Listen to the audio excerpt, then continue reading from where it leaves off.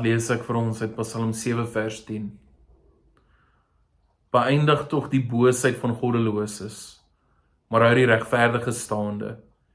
U wat hart en niere toets, o regverdige God. Die lewe voel nie altyd vir ons regverdig nie. Inteendeel, daar is baie tye wanneer ons sien hoe verkeerde mense goed lyk of selfs voordeel trek, terwyl goeie mense besig is om so swaar te kry. Dit kan ons moedeloos maak. Dit kan ons kwaad maak. Soms voel dit asof die boosheid net te sterk is. Asof dit alles oorneem en niks of niemand dit eintlik kan keer nie. In Psalm 7 sien ons hoe Dawid met hierdie gevoel worstel. Hy is self verkeerd beskuldig en voel dat hy onregverdig behandel word. Maar hy sien dit nie as iets persoonliks nie. Hy besef dat dit deel is van 'n groter probleem in 'n wêreld waar sonde en onreg so baie plek inneem. Daarom bring hy sy klag na God toe.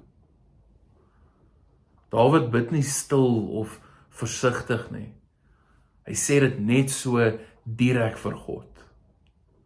Hy vra dat God sal ingryp, dat God die boosheid sal stop en dat hy die regverdige sal beskerm. Dawid weet dat God nie blind is vir wat gebeur nie.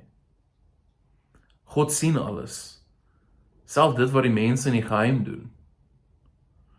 God toets harte en verstaan die diepste motiewe van mens. Daarom vertrou Dawid dat God reg sal maak wat verkeerd is. Hy glo dat God uiteindelik geregtigheid sal bring. Al voel dit soms stadig of ver, is God se regverdigheid seker.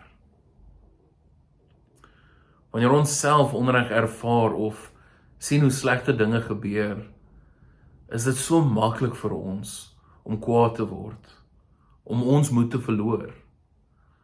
Maar hierdie Psalm leer ons om na God toe te gaan met dit wat in ons hart lê. Ons hoef nie ons gevoelens weg te steek nie. Ons kan dit eerlik voor hom bring. Ons word ook herinner aan God se belofte van 'n nuwe hemel en 'n nuwe aarde, waar alles reg sal wees en waar sonde nie meer sal heers nie. Dit gee vir ons hoop in 'n wêreld wat hopeloos te veel so donker voel. Vader, ons bring vandag dit wat op ons harte lê direk vir U. Ons sien wat om ons gebeur, die onreg, die sonde, die goeie mense wat so bitterlik swaar dra aan hulle laste, terwyl hierdie onregtes so goed doen. Here, ons weet U regverdigheid is op pad.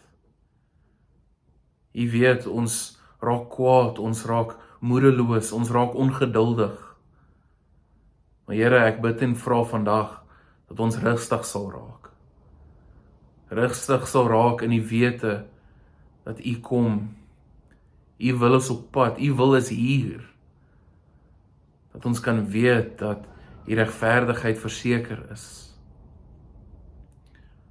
Dat ons weet hierdie onreg nie die laaste sê sal hê in ons lewens nie. Dat ons rustig kan wees in die feit dat ons in U bloed weggesteek is. Dat ons geluk en vreugde sal kan vind in U ongelooflike boodskap, in U ongelooflike seëninge, en dat ons weet dat U altyd by ons is. Amen.